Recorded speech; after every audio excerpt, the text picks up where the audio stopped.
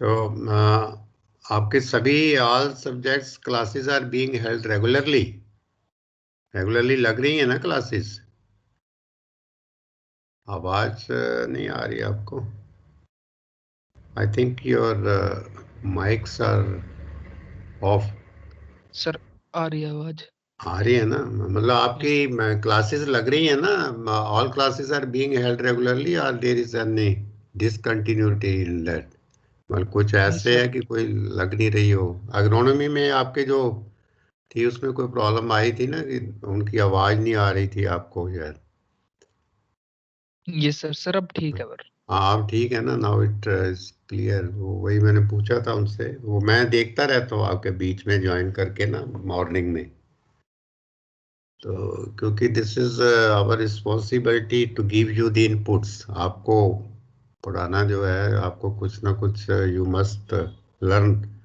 अभी आपका क्योंकि बिगनिंग है स्टेज ना, तो अभी तक तो कुछ ना कुछ तो एग्रीकल्चर के बारे में आपको you must have got the knowledge about agriculture, है ना? एग्रीकल्चर का इंट्रोडक्टरी तो पता चल ही गया होगा कि व्हाट इज एग्रीकल्चर, है ना? धीरे धीरे आपको it will be picked up. तो बाकी अभी some of the students are to join just now ना।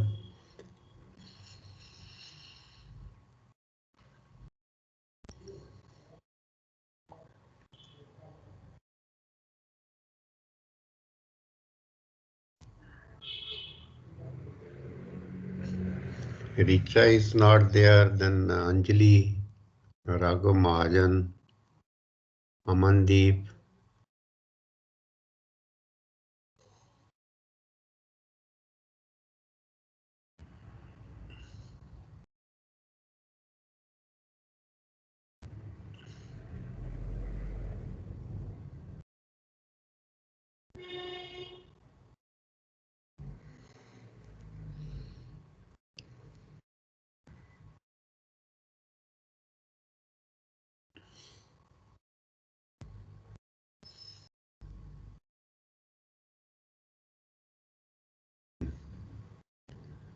Richa, good afternoon.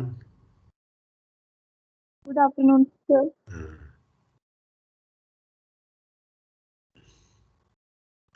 आपके भी एरिया में इट इज क्लाउडी?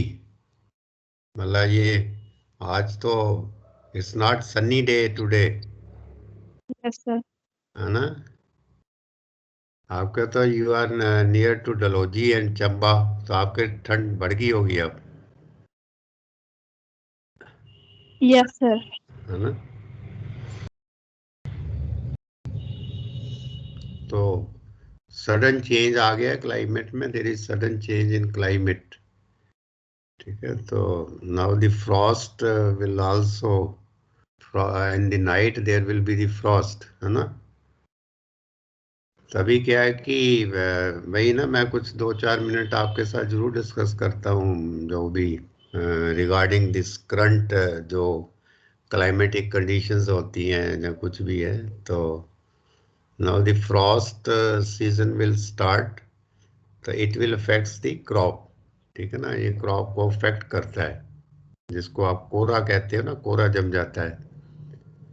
तो क्या करता है, how does it affects the crops? ये क्रॉप्स को क्या करेगा? कौन सी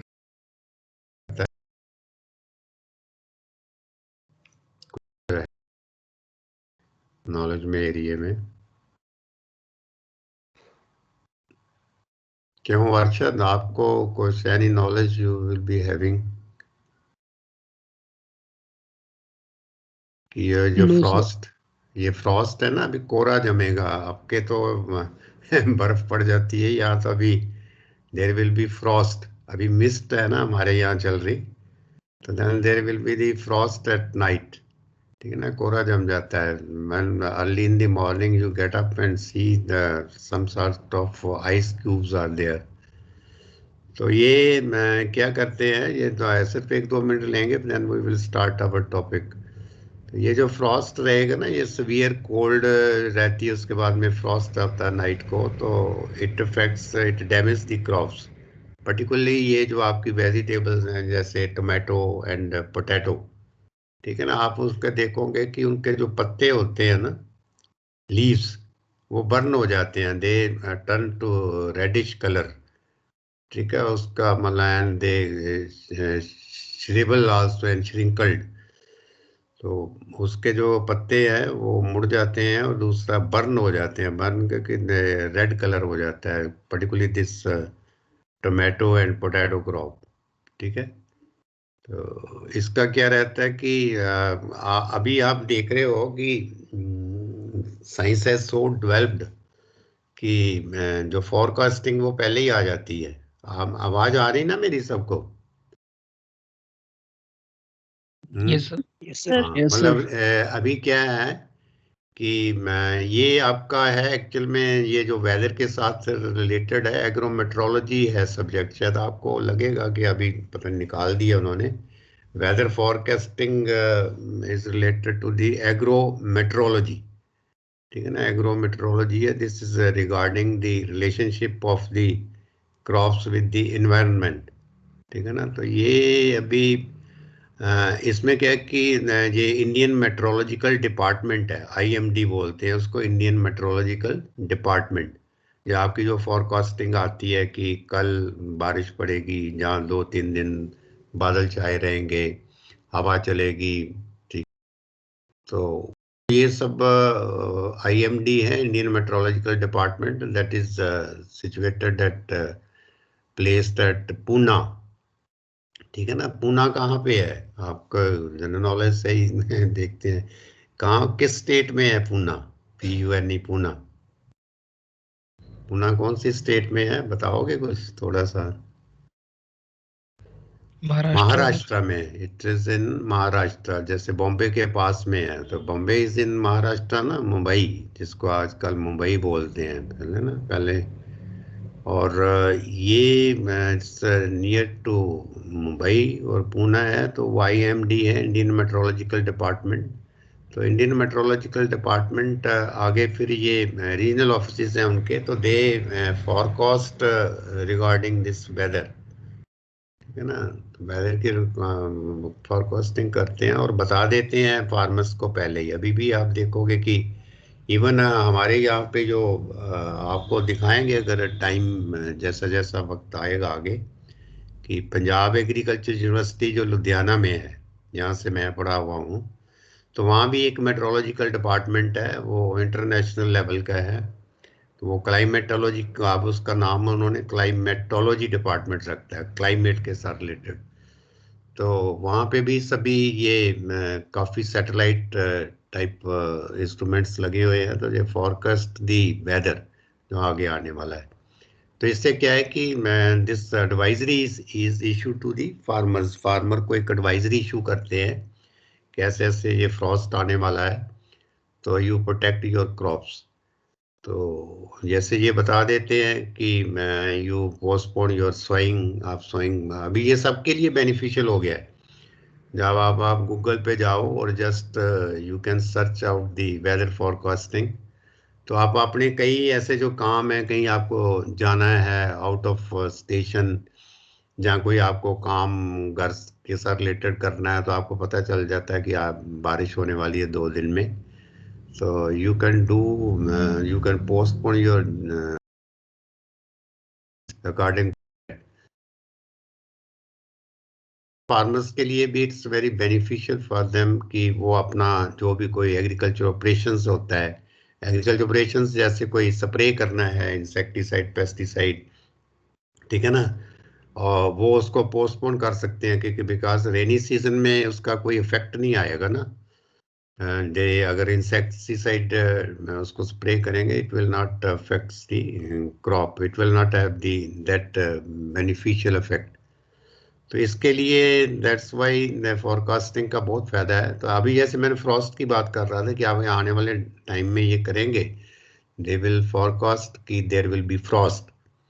तो फिर क्या होता है कि अगर फ्रॉस्ट जो ठंडा है, ठंड होती है ना, ठंड को करने के लिए there are not the heaters are in the field, तो उसमें क्या होता है कि आजकल आपने देखा होगा कि अगर आप पंजाब में देखो कि टनल टाइप ऑफ फार्मिंग होती है, टनल, स्मॉल टनल्स बनी होती हैं, मतलब उसके ऊपर से जो प्लांट को प्रोटेक्ट कर देते हैं विद दिस पॉलीथीन शीट। ठीक है ना। आजकल पता नहीं आपने have you noticed this thing और नॉट, ये आप वेजिटेबल्स में शायद पढ़ोगे, small tunnel tunnel tunnel farming. तो ऐसे ही एक तो ये है, और दूसरा ये है कि जब फॉरकास्टिंग हो तो यू इरिगेट द फील्ड। ठीक है ना। फार्मर्स तो उसको फील्ड को इरिगेट कर देगा, तो फिर जब इरिगेशन से क्या होता है कि the temperature of the field get rises, temperature उसका बढ़ जाएगा। ठीक है ना, पानी से। तो अल्टीमेटली जो क्रॉप को डैमेज हो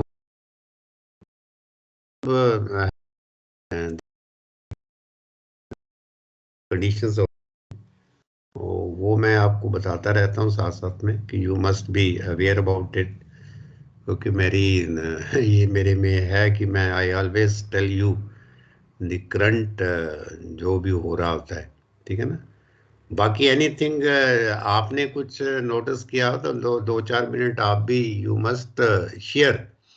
जैसे भी आपको कहीं कुछ पढ़ते हो, कुछ देखते हो ना, टीवी में सुनते हो, different channels on agriculture are there, जैसे किसान किसान चैनल भी है, आप डीडी चैनल है, डीडी का किसान चैनल, तो वो भी आप देखा करो कि वो किस नंबर पे आपके आता होगा, ये मेरे को नहीं पता। तो यू सर्च और उसको देखा करो कि उसमें भी एग्रीकल्चर के बारे में बताते हैं। तो कोई भी जो नई चीज़ आती है, नई टेक्नोलॉजी आती है, तो आप यू आर फ्री टू मतलब शेयर। ठीक है ना। एक दूसरे को नॉलेज जो है वो देना चाहिए कि क्या है। तो इससे आपका भी एक क्यूरियोसिटी आएगी आप में, इसको पढ़ने की, एग्रीकल्चर का आपका इंटरेस्ट जो है ना डेवलप होगा। तो ये था जो I wanted to discuss with you. अब हम कमिंग टू आवर सब्जेक्ट, जो कि आपको लगता तो थोड़ा सा बोरिंग ही है, but it is important from the agriculture point of view. कि अब हमने एग्रीकल्चर हेरिटेज पढ़ रहे थे, तो क्या क्या what have we have covered so far, इसमें हमने क्या क्या पढ़ा है, जो बताओगे कुछ एग्रीकल्चर हेरिटेज में क्या क्या, व्हाट वी हैव स्टडीड। हमने हिस्ट्री पढ़ा था कि हिस्ट्री क्या होती है, फिर एग्रीकल्चर पढ़ा, फिर एग्रीकल्चर हेरिटेज पढ़ा, फिर हमने इसका introduction of Indian agriculture heritage, ठीक है ना, ये पढ़ा था। देन हम जो लास्ट में अभी what we was the last topic we were discussing in agriculture heritage, anybody can tell कहाँ हम क्या डिस्कस कर रहे थे एग्रीकल्चर हेरिटेज में? Need and importance of agriculture heritage. हाँ, need and importance for studying agriculture heritage, है ना, यही हम डिस्कस कर रहे थे। उसमें मैंने काफ़ी आपको एलेबोरेट वे में बता रहा था, बहुत एक एक टर्म जो थी।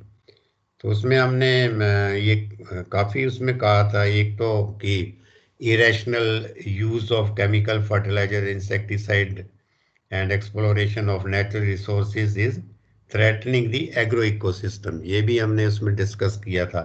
Irrational use of chemical fertiliser की जो हम बहुत ज़रूरत से जो फर्टिलाइजर यूज करते हैं, जो मैंने फर्टिलाइजर जरूरत से ज़्यादा यूज़ करेंगे तो दैट विल अफेक्ट्स दी जो उससे दैट क्रिएट्स पोल्यूशन, हमारे नीचे जो पानी है वो पोल्यूटेड होता जा रहा है।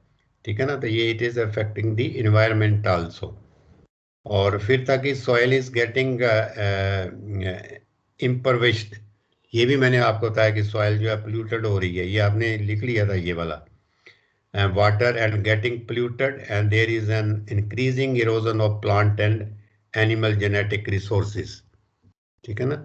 and therefore attention is now shifting to sustainable form of agriculture, ये लिखा था, have you written this thing कि therefore attention is now shifting to sustainable form of agriculture? अगर नहीं लिखा तो ये आप ये लिख लो पॉइंट कि therefore attention is now shifting to sustainable form of agriculture, sustainable farm, ये एक बड़ी टर्म है जो काफी जो नई नई टर्म्स आएंगी मैं आपको sustainable, SUSIS, sustainable, sustainable agriculture की ही आज जो अगर हम बात करते हैं ना, तो we always talk about the sustainable agriculture. Sustainable जो होता है कि एक तरह से हमारी एग्रीकल्चर चले, ठीक है ना। अब जैसे आप क्लास में फर्स्ट आते हो और एक बार फर्स्ट आ गए तो आपको यू हैव दी, मतलब यू हैव दी इम्प्रेशन या you have the curiosity in your mind कि मेरे को फिर फर्स्ट आना है, ठीक है ना। तो इसको कहते हैं कि, लेकिन ये नहीं है कि एक बार फर्स्ट आ गए तो दूसरी बार तो आप फेल ही हो गए, सपोज कर लो, ठीक है ना। तो इसको कहते हैं सस्टेनेबल। सस्टेनेबल मीन्स कि एक जैसा रहना, ठीक है ना, every time you have to maintain your standard. तो सस्टेनेबल जो एग्रीकल्चर है उसकी आजकल बहुत ज़रूरत है कि एग्रीकल्चर ये नहीं है कि एक बार ज़्यादा प्रोडक्शन हो जाए और एक बार कम हो जाए, जहाँ हमारे जो टेक्निक्स हैं वो that should developed according to the need, ठीक है ना। तो वो सस्टेनेबल, उसको सस्टेनेबल कहते हैं। तो ये आजकल किसी भी चीज़ में सस्टेनेबल जो आना, that is very tough job. तो shifting to sustainable farm of agriculture. तो नेक्स्ट आप पॉइंट लिख लो इसमें, आई डोंट नो कि कौन सा आपका पॉइंट था, 6 था 7 था। नेक्स्ट जो है, this is under need and importance for studying of agriculture heritage, ठीक है ना। उसके अंदर हम लिखेंगे कि आप लिखो indigenous technology knowledge. Indigenous, indigenous होता है जो एक हमारा स्वदेशी है, विदेशी नहीं है, स्वदेशी। इंडिजिनस, इंडिजिनस मतलब इंडियन, हमारा अपने देश का बना हुआ। इंडिजिनस टेक्नोलॉजी नॉलेज, ठीक ना। Indigenous technology knowledge provides insight into the sustainable agriculture. Indigenous technology knowledge, indigenous technology knowledge provides insight into the sustainable agriculture because these innovations, innovations क्या होता है, कोई बता सकते हो इनोवेशन क्या होता है? इनोवेट करना या इनोवेशंस, आजकल ये भी बहुत है। क्यों अर्शद, आप any idea about innovation?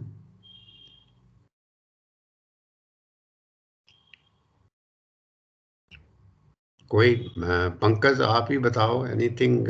Innovation क्या होता है? लिख तो लोगे लेकिन पता नहीं चलेगा ना आपको कि क्या है इनोवेशन।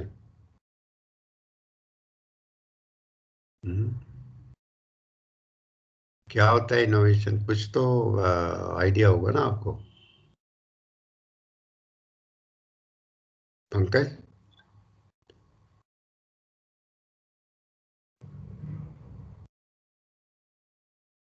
क्यों अखिल, आप बताओ क्या है ये इनोवेशन, क्या होता है? सर कुछ भी काम फर्स्ट टाइम के लिए करना, मतलब फर्स्ट टाइम कुछ करना। हाँ, फर्स्ट टाइम करना। इनोवेशन मतलब कोई नई चीज जो है, क्योंकि यस सर। आजकल कोई भी जो नई चीज होती है उसको हम इनोवेशन कहते हैं, ठीक है ना। नई चीज को अडॉप्ट करना, नई जो टेक्नोलॉजी आ रही है, ये सब इनोवेशंस में आती हैं। तो ठीक है, you have the knowledge, because these innovations have been carried on from one generation to another, because these innovations have been carried on from one generation to another as a family technology, as a family technology.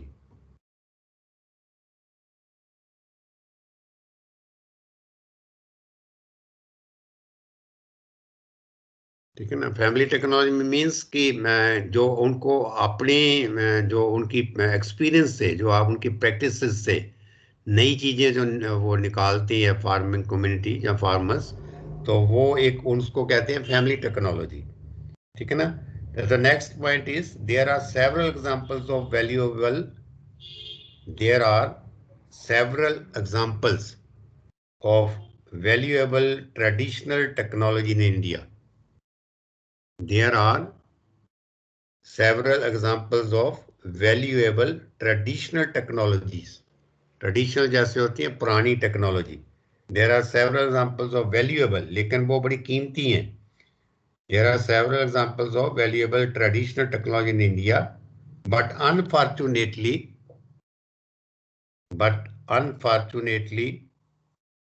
these small local systems are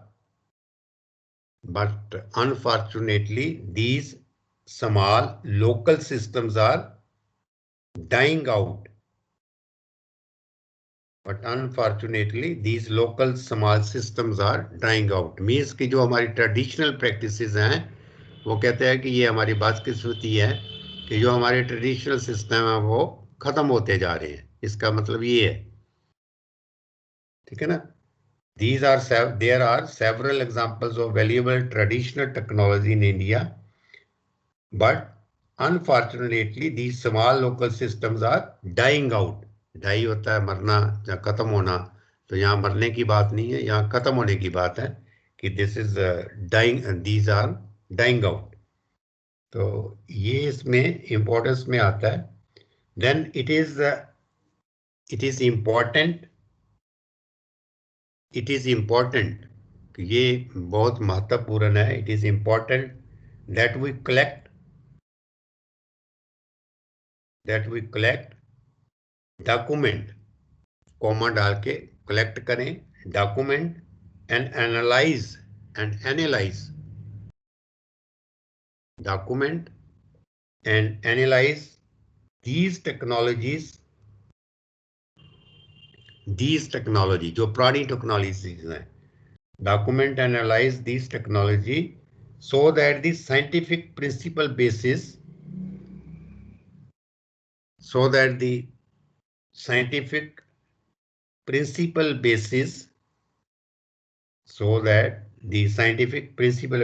behind them could be properly understood.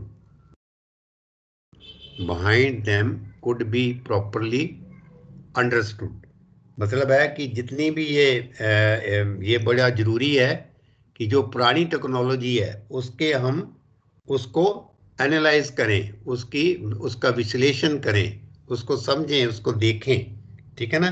This knowledge so that the scientific principle basis behind them, कि उसके पीछे जो एक उसकी महत्ता है उस technology की, scientific principles behind them could be properly understood. उसको अच्छी तरह से, उसके क्या सिद्धांत हैं पुरानी टेक्नोलॉजी के, उसको अच्छी तरह से समझा जा सके, क्योंकि उसी को यूज करके हम आगे नई रिसर्च करेंगे. ये इसका कहने, इसका ये इंपॉर्टेंस है ना कि हमारी एग्रीकल्चर हेरिटेज की क्या इंपॉर्टेंस है. तो वंस दिस इज डन, अगर ये कर दिया जाता है, once this is done, it will be easier for us. Once this is done, it will be easier for us to further refine and upgrade them. It will be easier for us to further refine मतलब उसमें और शुद्धता लाना, उसमें और development करना. It will be easier for us to further refine and upgrade them by blending them, BLENDING. Blending होता है शोध करना, उसमें और कोई मॉडिफिकेशन करना. And upgrade them by blending them with the modern scientific technology,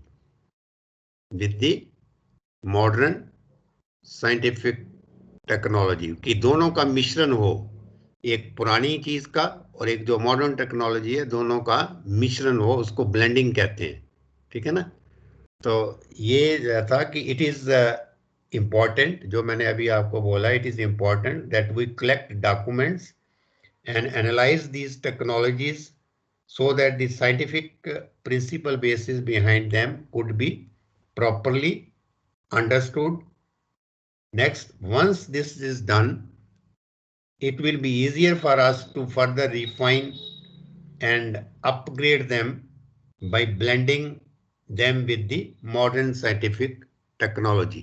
तो मतलब यही है कि अगर हम पुरानी जो टेक्नोलॉजी है उसको एनालाइज करें, ठीक है ना, और उसको कलेक्ट करें, उसके सिद्धांतों को समझें, ठीक है ना, और वो अगर हम करते हैं और तो फिर मॉडर्न और जो पुरानी टेक्नोलॉजी है उसको ब्लेंड करके एक हम अच्छी इनोवेशन निकाल सकते हैं। इसका कहने का मतलब ये है कि जो पुरानी हमारी एग्रीकल्चर टेक्नोलॉजी है उसको बेस मान के, उसके प्रिंसिपल्स को समझ के, और हम जो मॉडर्न जो टेक्नोलॉजी है दोनों को ब्लेंड करके एक अच्छी टेक्नोलॉजी निकाल सकते हैं। इसका कहने का ये मतलब है।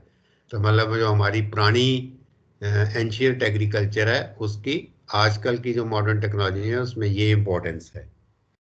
तो दिस वाज द कि ये आपका है कि what was the importance of Indian agriculture heritage in India.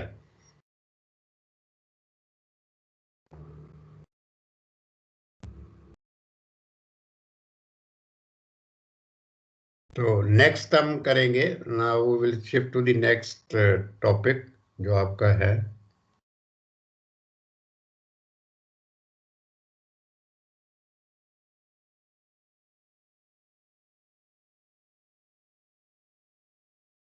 तो नेक्स्ट इज जो आपका इम्पोर्टेंट है, this is the beginning of agriculture in India, कि इंडिया में एग्रीकल्चर कैसे स्टार्ट हुई। इसमें डिफरेंट स्टेजेस आएंगी। बिगिनिंग ऑफ, आप you write down the topic, beginning of agriculture in India.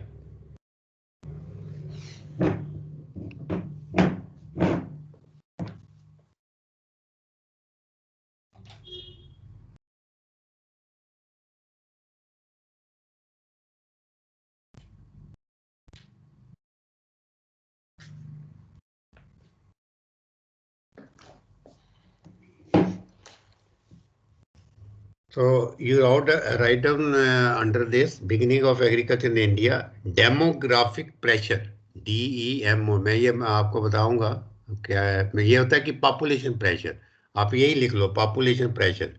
Demographic pressure means कि पॉपुलेशन प्रेशर, क्योंकि हमारे पॉपुलेशन का प्रेशर पड़ा ना इंडिया में, कि जो जनसंख्या है वो बढ़ी, ठीक है ना। तो बिगिनिंग ऑफ एग्रीकल्चर इंडिया में ये स्टार्ट आएगा कि एग्रीकल्चर हमारे इंडिया में कैसे स्टार्ट हुई। डेमोग्राफिक, जहाँ इसकी जगह आप लिख सकते हो population pressure, probably demographic pressure probably led to the adoption of crop cultivation, led to the adoption of crop cultivation and animal husbandry leading to modern civilization, ठीक है ना।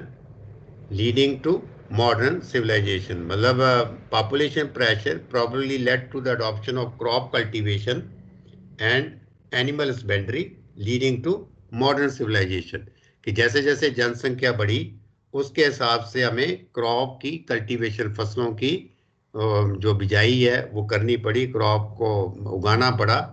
एंड एनिमल हस्बेंड्री होती है कि जो when you rear the animals को rear करते हो, जैसे goats, sheep, then this buffalo, cows, उसको animal husbandry, leading to the modern civilisation.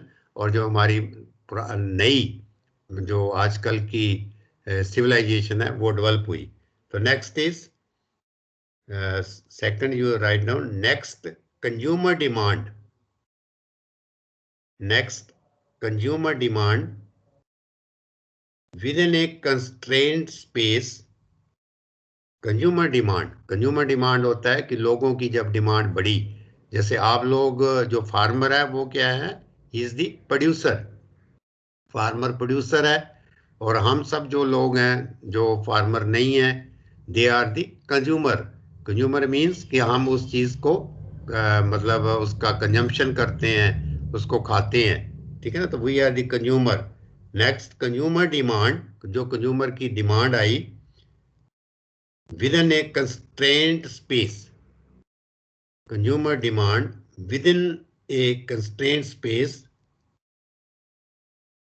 With in A constraint space. Constraint space का मतलब है कि एग्रीकल्चर जो लैंड हमारी लिमिटेड है, ठीक है ना, उसको constraint space, constraint space force the adoption of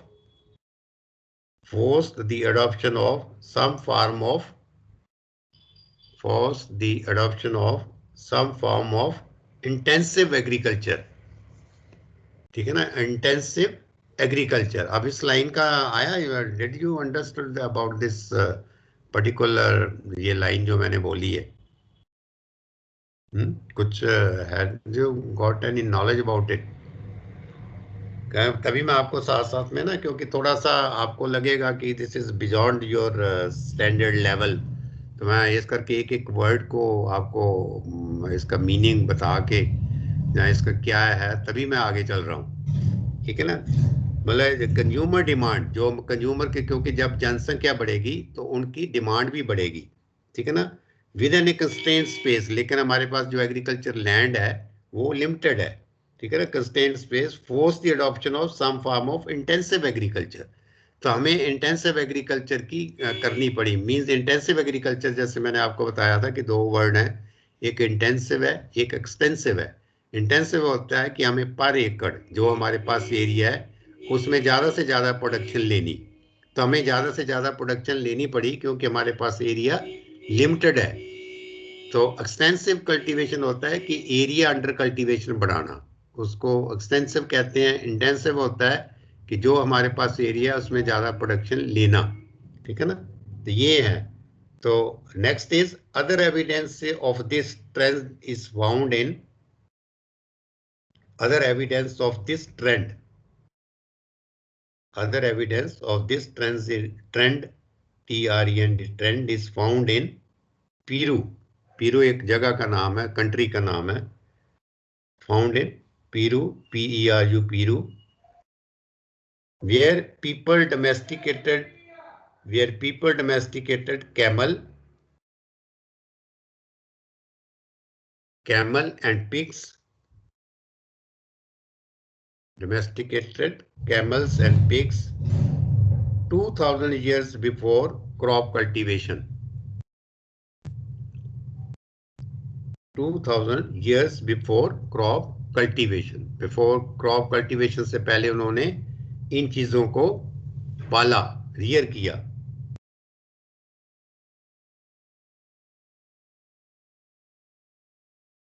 Next is agriculture would have been started with the end of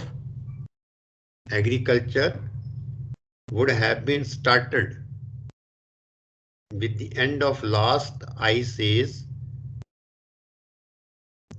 Agriculture would have been started with the end of last ice. ये different ages है जो हमारे development हुई agriculture की, उसमें different ages हैं। तो उसमें एक आइस एज है, ICE, आइस जैसे बर्फ होती है ना, ice as between 15,000 and 8,000 years ago. Between 15,000 and 8,000 years ago, इतनी देर पहले। तो next is before this, next point is before this, people living the hunter lifestyle. People living the hunter lifestyle. hunter मतलब जो है कि एक जैसे मार के कोई चीज को खाते थे, hunting यही होता है ना। Before this, people living the hunter style lifestyle, मतलब लैंड को कल्टीवेट नहीं करते थे, दे हंट दी एनिमल्स और उनको खाते थे। Living the Hunter lifestyle depend upon what was available, जो भी अवेलेबल था वो खुद कल्टीवेट नहीं करते थे लैंड को। They don't cultivate the land, जो भी चीज मिली उसको खा लिया। Before this people living the Hunter lifestyle depends upon what was available. So next you write down American Indians of American, थोड़ा सा आपको बोरिंग लगेगा लेकिन we have to do it. American Indians of central Brazil, American Indians of central Brazil, American Indians of central Brazil are a modern version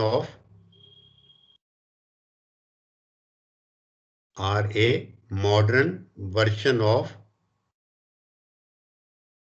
hunter-gatherer people. Hunter-gatherer people.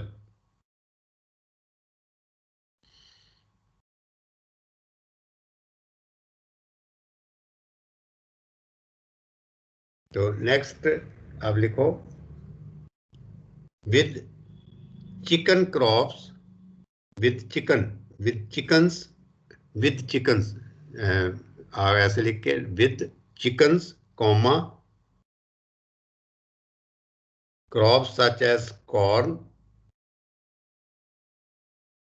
Sweet potato, corn होता है ये आपकी जो मेज crop है, इसको corn बोलते हैं, मक्की। With chickens, comma, crops such as corn, sweet potatoes,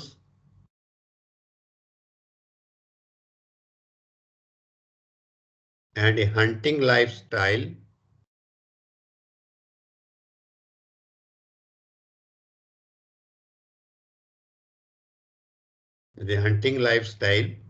they represent a transition,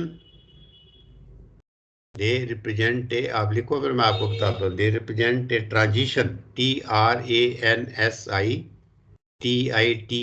transition होता है बदलाव, represent a transition, TRANSIT, transition from a hunter gathering lifestyle, जो मैंने बोला था ना कि हंटरिंग लाइफस्टाइल था, हंटरिंग गैदरिंग लाइफस्टाइल टू ए, तो उसमें एक बदलाव आ गया कि हंटरिंग गैदरिंग लाइफस्टाइल से टू एन एग्रीकल्चर लाइफस्टाइल, फिर वो धीरे धीरे एग्रीकल्चर लाइफस्टाइल में कन्वर्ट होते गए। जैसे जैसे ये उन्होंने कॉर्न क्रॉप्स लगाई, स्वीट पोटैटोज लगाए, स्वीट पोटैटोज होता है शकरकंदी, ठीक है ना, ये वाली क्रॉप्स थी उस टाइम, तो वो एक हंटिंग लाइफस्टाइल से किस में आ गए, ट्रांजिशन हो गई, ट्रांजिशन होता है बदलाव, चेंज हो गए, तो किस में आ गए फिर देन एग्रीकल्चर लाइफस्टाइल में आ गए। पहले हंटिंग लाइफस्टाइल था कि किसी चीज को मार के खाते थे, कल्टीवेट नहीं करते थे।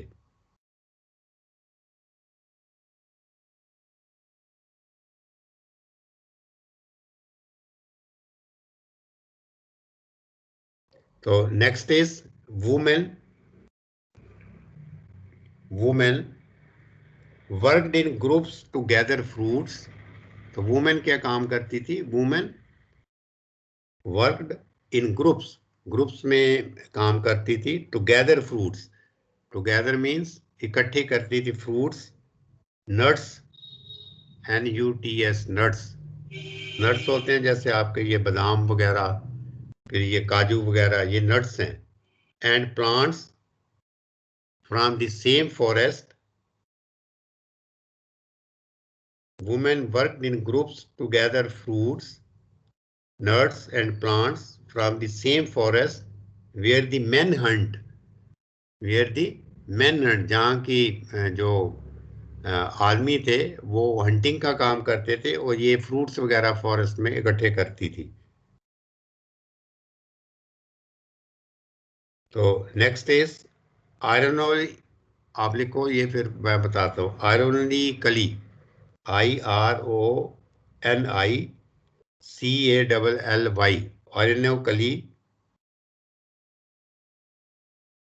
ironically, on finding a high fruit tree,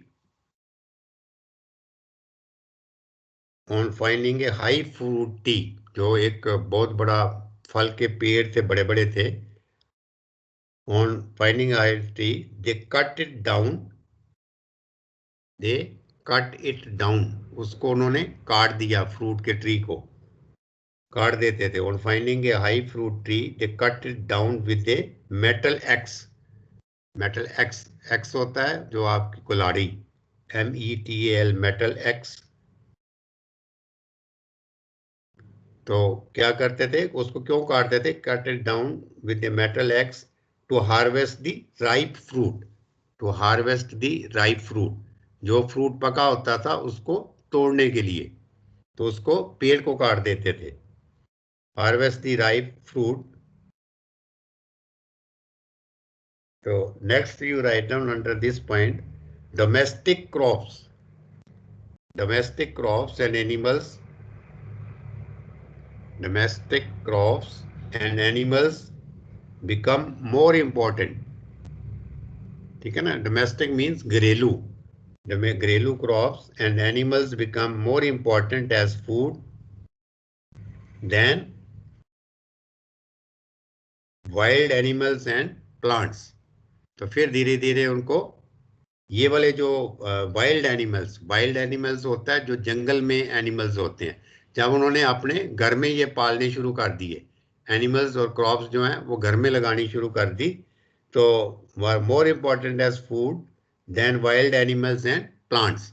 तो उनकी जो डिपेंडेंस थी, जो वाइल्ड प्लांट्स थे, जो फॉरेस्ट में प्लांट्स होते थे, धीरे धीरे उससे कम होती गई. मतलब ये चेंजेस आता गया ना, पहले वो सिर्फ हंटिंग का काम करते थे, फिर उन्होंने कल्टीवेशन का काम शुरू कर दिया, फिर वो फॉरेस्ट पे पहले डिपेंड होते थे, फिर अब उन्होंने घर पे अपने पास में जो क्रॉप्स लगानी शुरू कर दी, एनिमल्स को पालना शुरू कर दिया. ये है उसका मतलब कहने का. तो नेक्स्ट जो है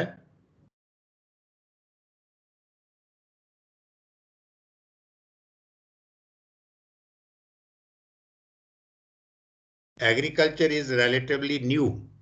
Agriculture is relatively new. Agriculture is relatively new. Only emerging between. Agriculture is relatively new. Only emerging between 12,000 and 18,000 years ago. ये आपने ऊपर लिखा है. Agriculture is relatively new. Only emerging between 12,000 and 18,000 years ago. And has often caused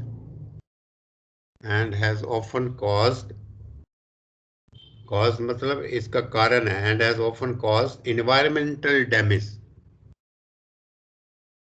and has caused environmental damage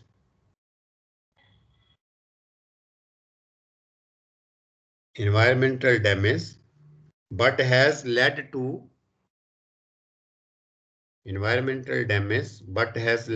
social changes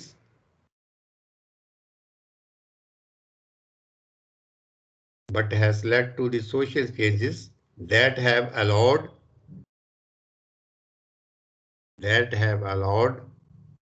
the formation of our that has led to the formation of our modern civilization. जो आज हमारी आजकल की जो सभ्यता है उससे ये चीज इवॉल्व हुई है, मॉडर्न सिविलाइजेशन. तो देन डोमेस्टिकेशन ऑफ डॉग्स, ठीक है ना, डोमेस्टिकेशन ऑफ डॉग्स मतलब कुत्तों को जो पालना.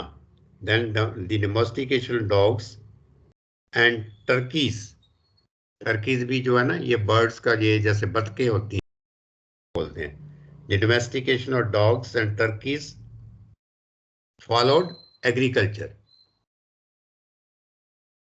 The domestication of dogs and turkeys followed FOLLOW followed agriculture. तो नेक्स्ट, ये आपने कहीं हिस्ट्री में पहले भी ये चीजें पढ़ी होंगी एग्रीकल्चर की. Next is people made tools. लोगों ने हथियार बनाए. People made tools, TOOLS tools, as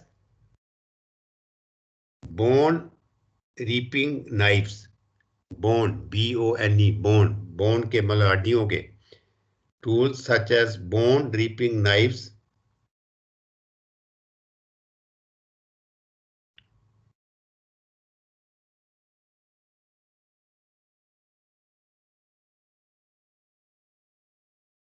with flint cutting teeth. मतलब जो नाइफ बनाए जो तीखे थे, विद फ्लिंट कटिंग टीथ। तो ये है actually beginning of agriculture in India. इसके आगे फिर हम उसमें 3-4 आपके ये आएंगे स्टेजेस। एक तो आर्कियोलॉजिकल एंड हिस्ट्री फैक्ट्स, ये हम आगे करेंगे, थोड़ा सा बोरिंग है ये वाला। फिर आगे थोड़ा, क्योंकि जो पुरानी हमारी जो एग्रीकल्चर है वो कैसे कैसे डेवलप हुई, और फिर ये एग्रीकल्चर हेरिटेज का हमारे इसमें what is the importance of agriculture heritage in India, ये हमने डिस्कस किया। आगे फिर जो आगे ना थोड़ा ठीक हो जाएगा, आपको भी ज़्यादा बोर नहीं लगेगा, क्योंकि स्टार्टिंग जो है ना पुरानी चीज़ें जो है उसको पढ़ने में तो ऐसे ही लगता है, लेकिन ये ऐसे मैंने आपको बताया कि I have very clearly told you कि जो पुरानी जो हमारी संस्कृति है, जो पुरानी टेक्नोलॉजी है, उसका एक बेस है जो आपकी मॉडर्न टेक्नोलॉजी है। इसमें ये भी एक बड़ी इम्पोर्टेंस है कि हमें पुरानी चीज़ को लेके ही आगे रिसर्च होती है। So this was the what I was what I was intended to teach you, जो मेरी आज का था। अगर आपको कोई anything you want any clarification, कोई आपको डाउट कोई भी ऐसा है तो वी कैन डिस्कस हियर, ठीक है ना। को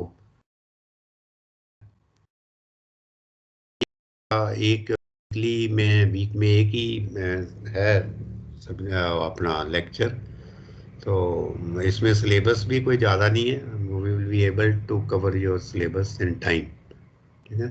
लेकिन ये मैं I am not going fast, मैं इतना तेज भी नहीं चल रहा कि आपको धीरे धीरे कुछ बात तो अंडरस्टैंड करने की है ना, सिलेबस खत्म करने की बात नहीं होती। बात होती है कि आपको कोई भी जो सब्जेक्ट है, एनी सब्जेक्ट ABC जो भी आप पढ़ रहे हो, उसका आपको जो है उसका नॉलेज होना चाहिए, उसका बेस समझ आना चाहिए, ठीक है ना, कि what is the importance of this subject, कि इसका क्या है, उसका मीनिंग समझ आना चाहिए। जब तक वो नहीं है, क्योंकि ये अल्टीमेटली आप पढ़ते जाओगे, लेकिन जब तक सब्जेक्ट को अंडरस्टैंड नहीं करोगे तो that doesn't have the value.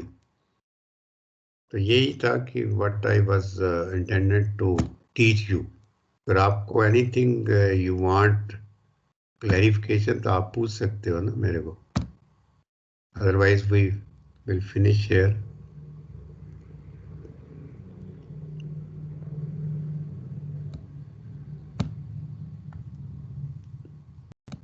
तो कुछ पूछना है एनीथिंग, कोई आपको कुछ ऐसी कोई क्लैरिफिकेशन देन।